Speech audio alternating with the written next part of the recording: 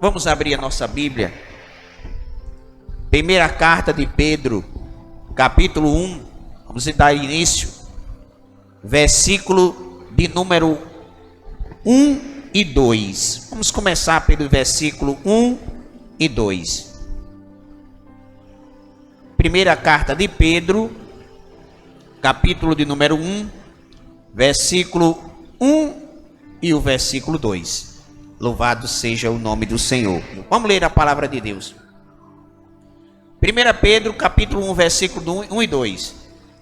Pedro, apóstolo de Jesus Cristo, aos irmãos dispersos no Ponto, na Galácia, na Capadócia, na Ásia e na Bitínia, eleitos segundo a presciência de Deus Pai, em santificação pelo Espírito para a obediência e aspersão do sangue de Jesus Cristo, graça e paz vos sejam multiplicadas. Podem sentar.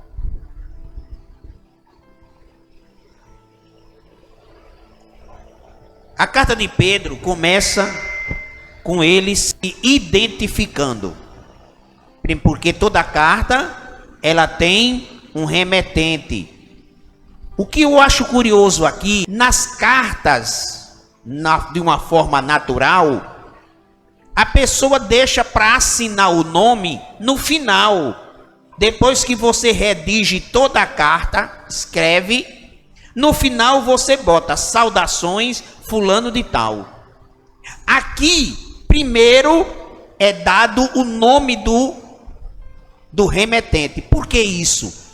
Porque os livros antigos eram em rolos, não era em papel assim, folhas, era em rolo. E quando alguém pegava um rolo na mão, ele não sabia de quem era aquele rolo, que livro que era, que carta que era. Então, na hora que ele pegava aquele rolo, que ele abria, a primeira leitura era de cima para baixo. Então, ele já sabia que aquela carta ou aquele ensinamento vinha do apóstolo tal, ou de Pedro, ou de João, ou de Paulo, ou de outro qualquer. Então, por isso que primeiro ele se identifica. Todos nós sabemos que Pedro, ele era natural de Betsaida. Ele foi apóstolo de Jesus. E na cidade e na aldeia de Betsaida, era uma aldeia de pescadores, aonde ele nasceu. Com seus pais aprendeu a arte da pesca. Mesmo ele depois tendo ido morar em Cafarnaum, Pedro ainda trabalhava de uma forma árdua e profissional na área da pesca. Até que um dia, Jesus chamou Pedro. Pedro era aquele apóstolo, aquele discípulo impetuoso. Era aquele discípulo que sempre se adiantava em alguma coisa. E até foi preciso que em alguns momentos Jesus o repreendesse. Ele foi um dos tais que se colocou à disposição de Jesus para ir com ele até a morte. Senhor, se for preciso, eu vou contigo até o Calvário. Não vou arredar o pé, não vou te largar, não vou me acovardar. Jesus disse: ô Pedro, eis que eu te digo em verdade, que ainda hoje, antes que o galo cante, tu vai me negar por 3 vezes. E assim aconteceu. Mas a Bíblia diz que na diferença de Judas, porque Judas, quando vendeu Jesus pelas 30 moedas, que ele foi para a ceia, e lá foi revelado que haveria um traidor no meio dos 12, mas ninguém sabia quem era, mas Judas sabia, porque o seu coração já estava concretizada a traição, pois ele antes já havia consultado os inimigos de Jesus e já tinha recebido a sacola com as 30 moedas. Então, quando Jesus falou que aquele que põe comigo a mão no prato, esse me vai trair, Judas saiu e foi concretizar a traição. foi entregar aos homens inimigos de Jesus onde ele estava e disse que iria identificá-lo através da saudação judaica, que era o ósculo. Então, indiferente de Judas, que depois de ter traído Jesus foi e enforcou-se, Pedro, quando negou Jesus, a Bíblia diz, chorou amargamente. Houve um arrependimento e um quebrantamento profundo no coração de Pedro. E quando Pedro sentiu aquele quebrantamento na sua alma, eu tenho certeza que ele clamou e pediu misericórdia a Deus, e Deus o perdoou. Lá na frente, Jesus, quando encontrou com Pedro, já depois da sua ressurreição, olhou para Pedro nos olhos e disse: Pedro, tu me amas? Pedro lembrou na hora do momento em que ele o negou. E ele não teve coragem de dizer: eu te amo, tu sabes que eu te amo. Por que ele disse isso? Porque o arrependimento de Pedro não foi superficial, foi um arrependimento de dentro da alma, e Cristo o perdoou. Da maneira que ele o negou 3 vezes, ele teve que afirmar 3 vezes que o amava. E Jesus no final ainda disse assim: olha Pedro, eu te digo que quando tu eras moço, tu se vestias e ias para onde tu querias, mas quando tu fores velho, outros te vestirão e te levarão para lugares que tu não vai querer ir. E Pedro ficou pensando isso. E depois de muitos anos, quando Roma foi incendiada e Nero desencadeou uma grande perseguição a todos os cristãos, Pedro entrou no rol daqueles que deveriam morrer. E a morte decretada a Pedro foi por crucificação. Mas Pedro não ousou, segundo a tradição, ele não ousou ser crucificado como seu mestre, mas implorou aos seus carrascos, aos seus algozes, que não o crucificasse na posição do seu Cristo, mas o colocasse de cabeça para baixo, porque ele não era digno de morrer na mesma forma que o seu Jesus. Independente de como Pedro partiu, antes dele partir, ele deixou essa carta aqui, que é dividida entre 2 partes, a primeira e a segunda.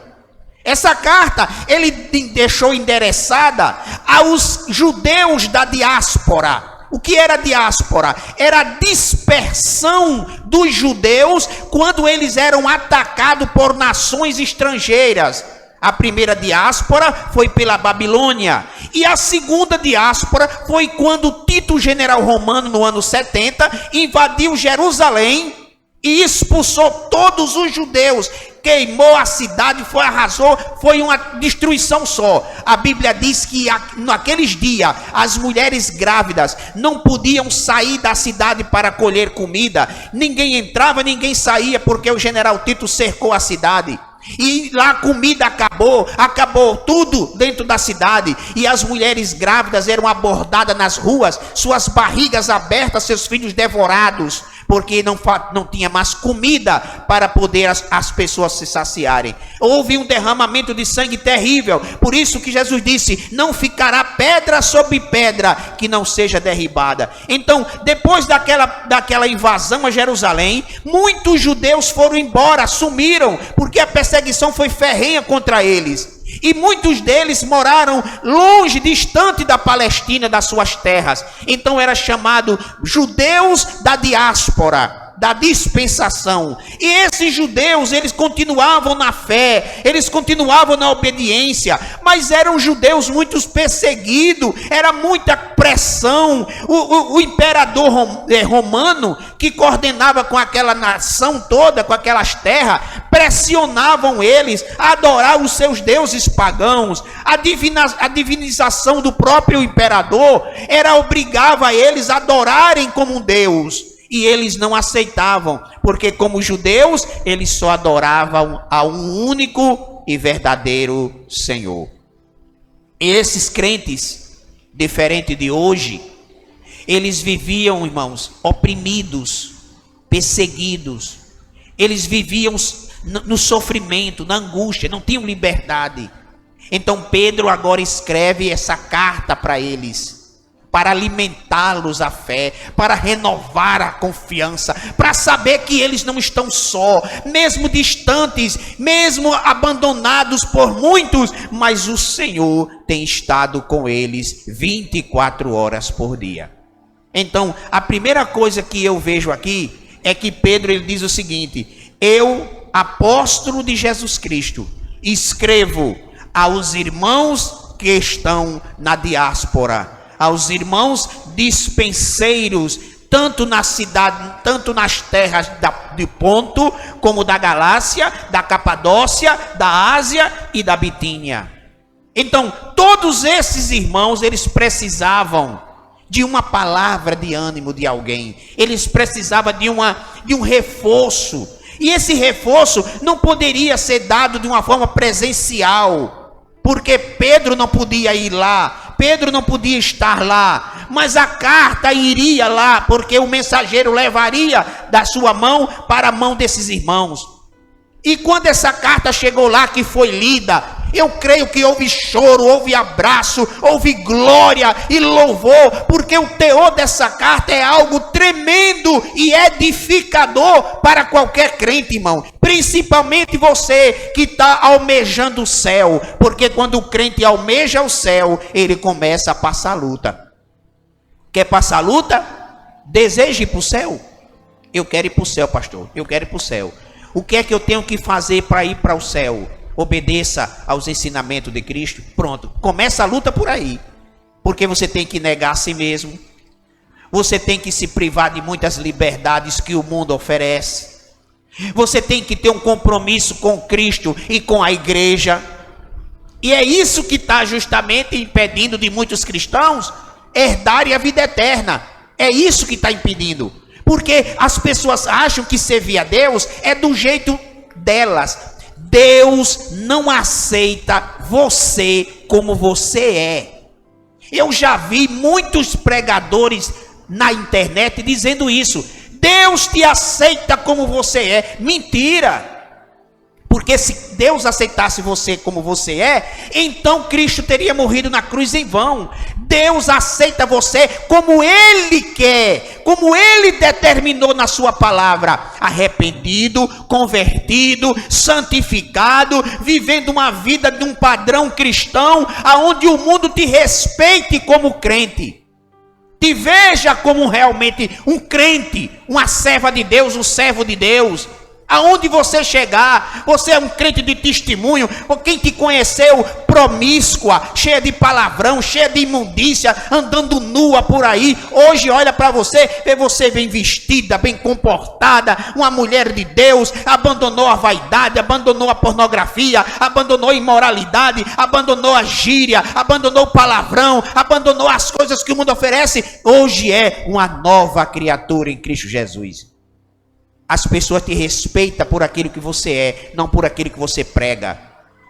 Então, é isso que o Senhor quer. O Senhor quer que nós o conheçamos, mas deixemos que Ele mude o nosso interior, para que nós possamos nos encaixar dentro do padrão que Ele determina na palavra. Aí Pedro, para fazer conhecer isso aos irmãos, ele começa dizendo o seguinte, versículo 2: eleitos segundo a presciência de Deus. Duas virtudes gloriosas. Primeiro, eleição. O que é a eleição?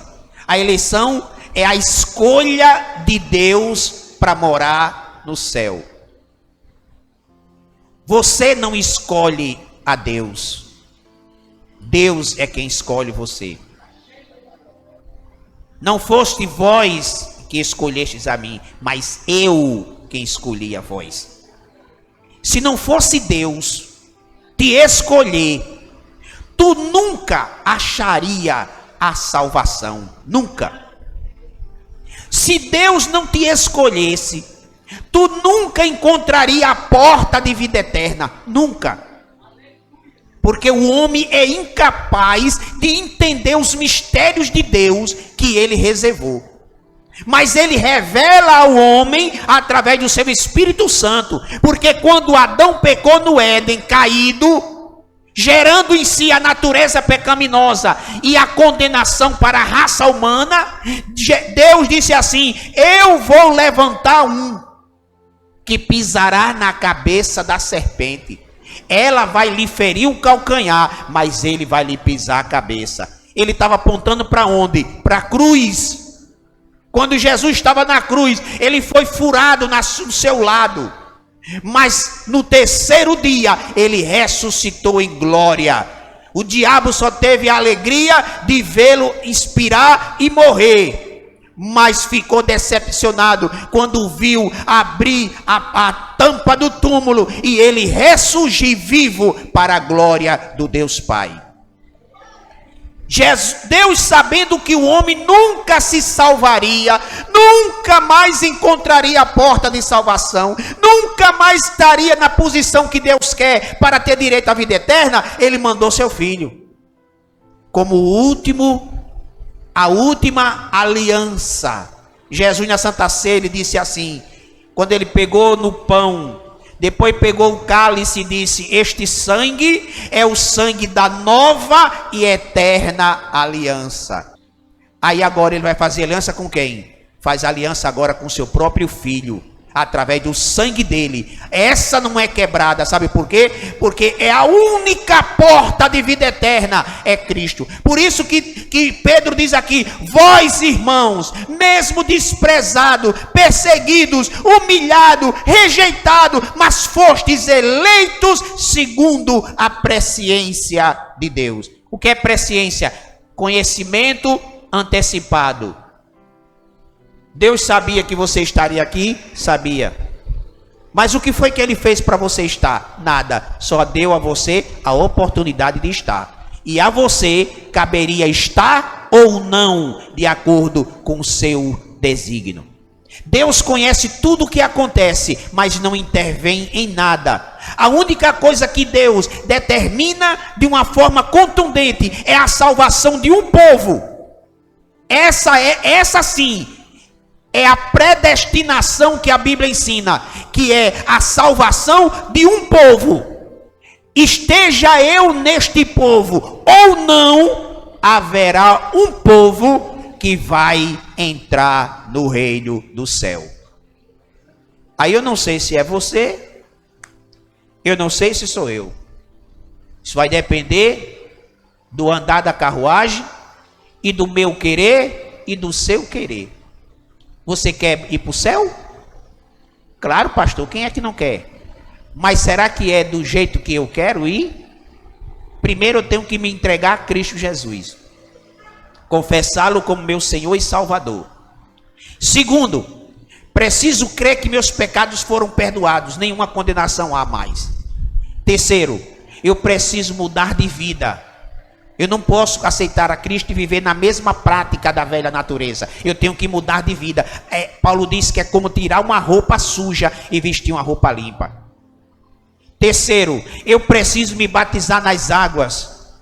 Quarto, eu preciso viver uma vida cristã prática, não só de conhecer, mas de praticar, dando testemunho da minha redenção em Cristo. Eu não sou santo para ser salvo, eu sou santo porque eu já fui salvo. É diferente. Quem está entendendo, diga amém. Então, primeiro, você foi eleito? Foi. A prova que você foi eleito é que você está aqui na igreja hoje. Cristo te elegeu para quê? Deus te elegeu para quê? Deus te elegeu para ir morar no céu. Ah, então estou garantido. Não.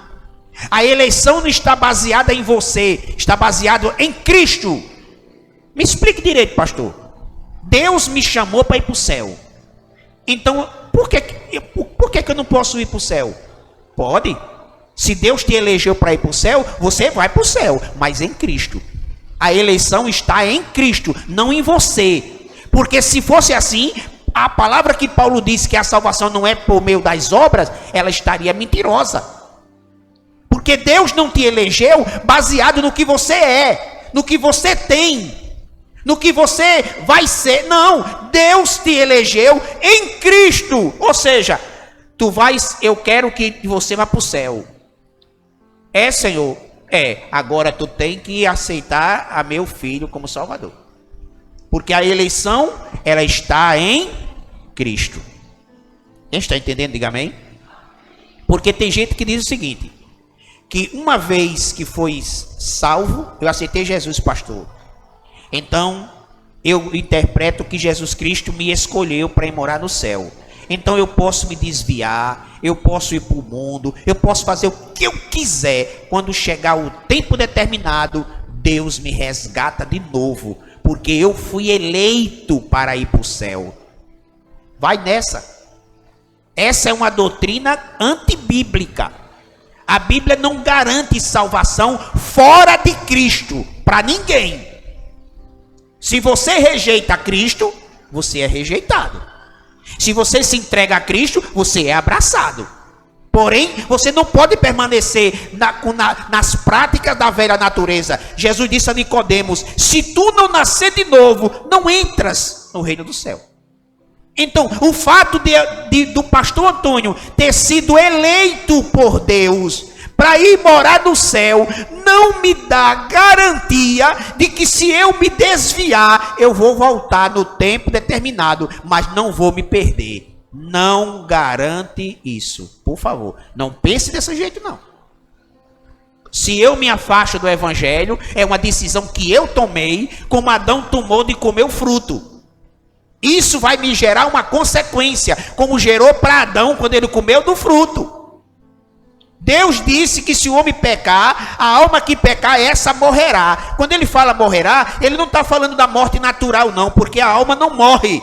Ele está falando da segunda morte, que é a condenação no lago de fogo, lá registrada no Apocalipse. Então ele diz o seguinte: a alma que pecar, essa morrerá. Então primeiro, ele fala no singular, ele não diz as almas, ele está falando no singular. A alma, isso é individual. O marido e a mulher, um pode servir a Deus e o outro não. Um vai morrer e o outro não. Um vai para o lago de fogo e o outro não. É individual. Uma coisa não se encaixa, não se correlaciona com a outra. Quando fala de salvação, a coisa é individual. Cada um busque em Cristo, não é numa igreja, não é num pastor, não, é em Cristo. Se você for nessa onda, você vai para o inferno. A salvação, ela está condicionada por Deus em Cristo, como o livramento de morte no tempo de Noé estava condicionada à arca. Deus disse assim: quem tiver dentro da arca, viverá. Quem tiver fora, morrerá. Pronto. Não tem meio termo. Não tem. Ou fora, ou dentro. A decisão era de quem? Deus se alegrou em ver crianças boiando afogada, morrendo afogada? Deus se alegrou em ver homens e mulheres, velhos e velhas, morrendo afogados? Não. A alma de Deus chorava quando via no dilúvio as almas morrendo afogadas, as vidas sendo ceifadas. Mas era uma decisão delas. Você tem pleno domínio de decisão com relação à sua eternidade. Deus já fez a parte dele, arquitetou um plano de redenção para resgatar você das trevas. Mas se você quer ficar lá, só existe, irmão, a salvação só existe em Cristo. Isso aí não tem acordo, isso aí não tem negociação. Cristo é a arca. Ele disse: eu sou o caminho, não tem outro, a verdade e a vida. Se você andar por mim, salvar-se-á, entrará, sairá e achará pastagem.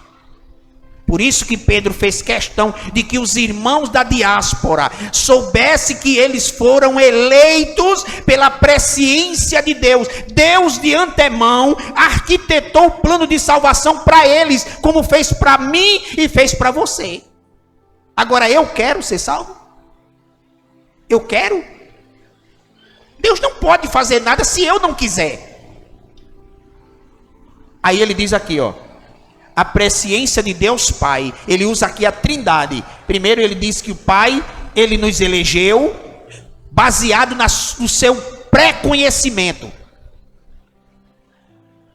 Ele nos elegeu segundo a sua presciência em santificação do Espírito. Olha, preste atenção. Eu não vou aqui esmiuçar, porque senão a gente vai passar a noite todinha. Primeiro, Deus nos elegeu. Sem a eleição, ninguém encontra Deus. Você encontrou. Você está aqui, ó, ouvindo a palavra. Porque Deus te elegeu para ir para o céu. Deus não quer que você vá para o Hades. Não, não, não. Ele não lhe criou para isso. Mesmo você merecendo ir. Porque o homem vai para o Hades, não é porque Deus quer puni-lo. Não. O homem vai para o Hades porque ele escolheu ir. É diferente. Ninguém vai para o Hades inocente. Ninguém. Vai porque pecou, vai porque desobedeceu, vai porque foi rebelde. Vai para lá. E Deus não pode fazer nada. Não porque ele não seja onipotente, mas porque Deus tem uma coisa chamada justiça, que limita o seu amor. O amor de Deus, ele não transcende a sua justiça. A justiça de Deus, ela barra quando o homem diz: eu não quero nada com o Senhor. Fique com o que o Senhor tem, que eu fico com o que eu tenho. Acabou. É a escolha. Isso não quer dizer que Deus não possa salvar quem Ele quiser. Se Ele quiser salvar a humanidade todinha, Ele salva. Ele dobra o homem assim, ó, e o cabo aceita. Mas isso seria contra as regras do livre-arbítrio. Quando Ele chegou para Adão e disse assim: Adão, você tem duas oportunidades de decisão. Uma vida e outra morte. Vida. Se tu não comer o fruto, tu vai viver eternamente. Morte. Quando tu comeres desse fruto, tu vai morrer automaticamente. Adão fez o quê? Escolheu a morte. Deus poderia ter impedido aquilo. Era só travar a boca de Adão. Na hora que Adão pegasse no fruto, que fosse abrir a boca travada. Que é isso? A mão de Deus segurando assim, ó. Mas Deus permitiu que Adão decidisse o que ele queria fazer. A mesma coisa é você, meu amado. Deus não vai te odiar nunca. Nunca. Tu pode ser o pior pecador. Deus não te odiará. Ele te ama. A prova do amor de Deus está na morte do seu filho Jesus. Ele vai te amar até o fim. O que é que Pedro está dizendo aqui? Ele está dizendo que quando Deus te elegeu, Ele te elegeu baseado naquilo que Ele já programou de antemão. Ele já sabia. E isso Ele fez baseado em quê? Baseado no seu amor. Porque Deus não é obrigado a salvar ninguém. Se eu for para o céu, Ele é Deus. E se eu for para o Hades, Ele continua sendo Deus. Mas Ele se moveu por mim, em misericórdia e compaixão. Antônio, eu estou te dando uma chance, Antônio, para que tu não vá para o Hades. Aceita. E sou eu quem decido, gente. Ninguém pode decidir por mim. Uma vez um discípulo chegou para Jesus e disse assim: Senhor, eu vou te seguir para onde tu for, mas o Senhor sabe que eu sou o mais velho da casa. Eu estou usando aqui a minha linguagem para você entender. Eu sou o mais velho da casa. E pela regra, eu preciso esperar meu pai morrer para sepultá-lo. Depois que isso acontecer, aí eu vou te sigo. Jesus concordou? Jesus disse que está certo? Jesus disse: meu filho, deixa que os mortos sepultem os seus mortos. O que cabe a ti é me seguir. Me segue. Para o jovem rico, mestre, que faço para herdar a vida eterna? Cumpre os mandamentos? Eles quais? Não matarás, não dirás falso testemunho contra o teu próximo, não adulterarás. Ah, Senhor, eu sou filho de judeu, guardo isso desde a minha mocidade. Então eu estou pronto para ir para o céu. Jesus disse: falta uma coisa. Vende tudo que tu tem, reparte com os pobres e me segue. Jesus não queria que aquele homem virasse um mendigo para andar com ele, não. Jesus queria que ele fizesse uma avaliação. Vale a pena seguir a Jesus vendendo tudo que eu tenho? Vale a pena eu servir a Deus deixando isso, deixando aquilo, deixando as coisas que o mundo oferece? Vale a pena? Você é quem vai avaliar isso aí. Não sou eu. Aí Pedro vai e completa aqui. Eleito segundo a presciência de Deus Pai, em santificação. O que é santificação? Ser santo quer dizer separado. Deus elegeu e agora separa. Quando Deus separa uma pessoa, é como se você comprasse um celular exclusivo. Ninguém tem, só você tem. Quando Deus separa uma pessoa para ele, ele quer para ele. Ele não quer metade daquela pessoa. Ele não quer um quarto, ele quer tudo. Aquela pessoa, quando ela reconhece que foi separada por Deus para servi-lo, essa pessoa passa a viver não mais nas suas regras, mas na regra de Deus, porque ela pertence a Deus. Paulo diz assim: não sabeis vós que fostes comprado por um bom preço? Não pertenceis vós mais a vós mesmos. Então, se Cristo me comprou, eu não tenho mais domínio sobre o meu querer. A minha vontade é a vontade dele. Quando Paulo usou esse termo aqui, fostes comprado por um bom preço, ele estava usando a metáfora de um escravo. Porque o escravo era escravo. O escravo não tem domínio sobre a sua vida. A sua vida pertence àquele que o comprou. Então, se Cristo nos comprou, não pertencemos mais a nós mesmos. Eu não faço o que eu quero, eu não vou para onde eu quero, eu não ajo como eu quero. É Cristo que manda em mim.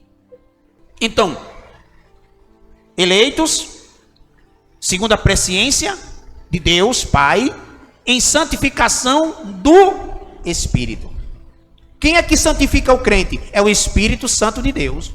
Quando você aceita Jesus, na hora que você levanta a mão, primeiro que você é convencido pelo Espírito Santo, porque o homem de si mesmo, ele não quer nada com Jesus. É por isso que eu vejo tanta gente na igreja, às vezes, passa anos e anos na igreja, mas não quer assim compromisso. Por quê? Porque ainda não foi iluminado pelo Espírito Santo. Porque quando o Espírito Santo convence o pecador do pecado, da justiça e do juízo, ele se derrete, se derrama nos pés do Senhor. Então, primeiro vem a convenção do Espírito.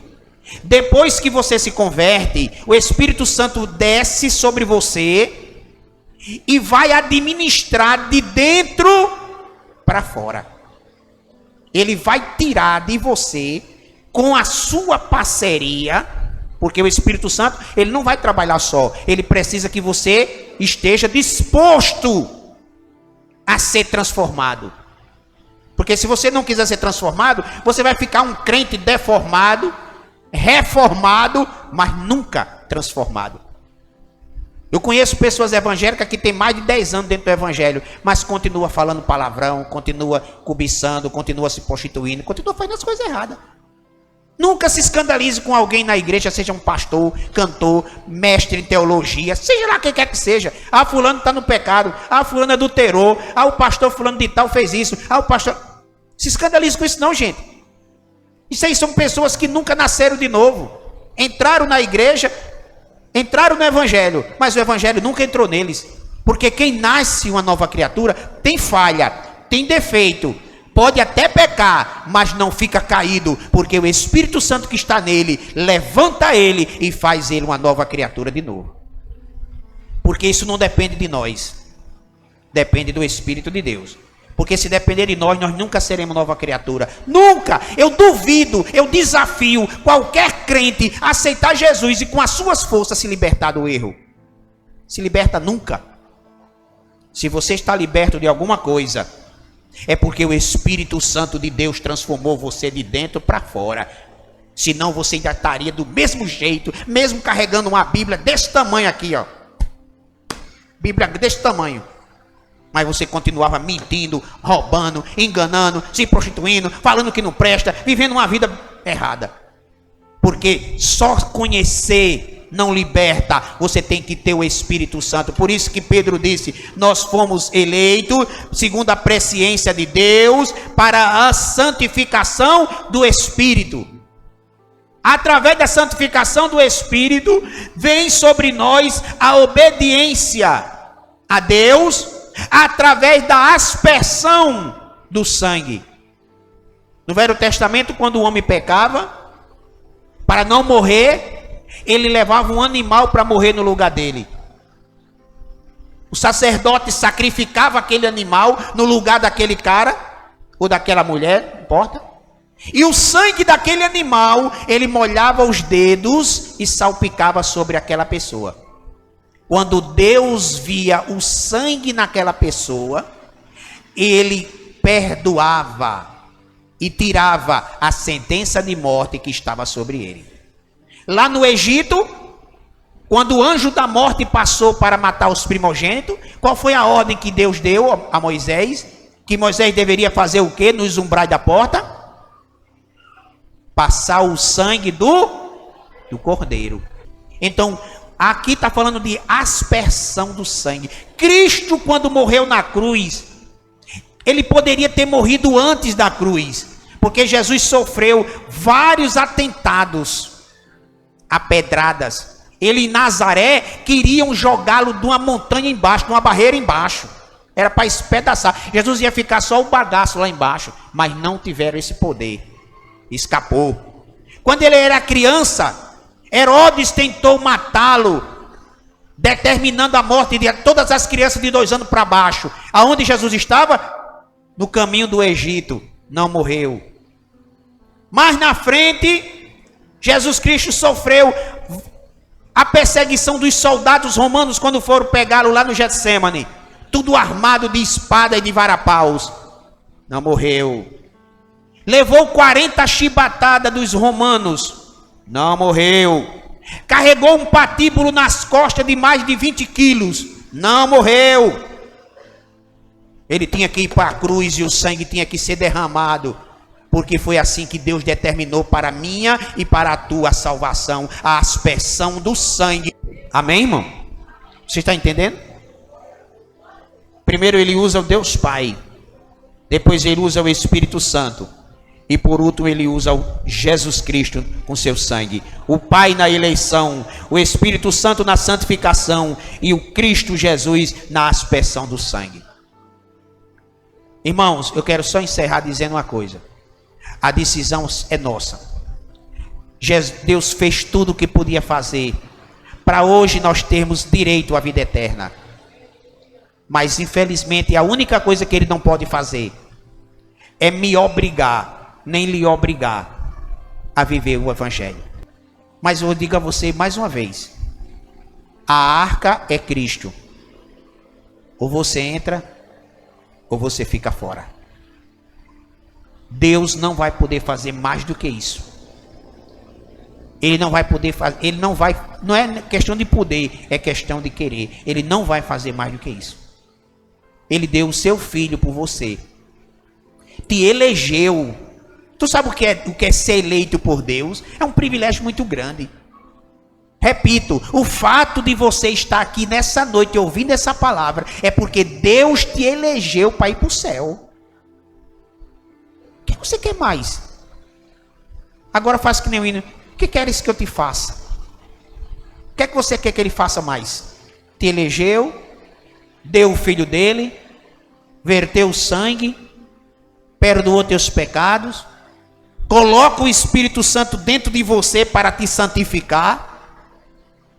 Daqui a pouco só falta ele pegar você assim e levar à força. Ele respeita o seu querer. Ninguém aqui é inocente. Todos que estão me ouvindo estão entendendo muito bem o que eu estou dizendo. E se você tiver alguma dúvida, pergunte a Jesus. Mas a decisão é sua. Ou você aceita, ou você rejeita. Não tem meio termo. Não, pastor, eu não aceito, não, mas também não rejeito. Não. Existe meio pai, existe. Quem é pai aqui, diga amém, pai. Quem é mãe aqui, diga amém. Existe meia mãe. Fulano é mãe, mas não é. Meia mãe. Existe meio Deus. Também não existe meio salvo. Ou é ou não é. A escolha de cada um. Eu não estou dizendo que você vai para o inferno hoje, amanhã. Eu não. Isso aí não compete a mim, não. Deus não me dá o direito de julgar ninguém. Eu só lhe digo a verdade bíblica. Deus te elegeu. Cristo verteu seu sangue para te perdoar. E o Espírito Santo está pronto para te santificar. Você quer? Então a decisão é sua. Vamos de pé orar ao Senhor.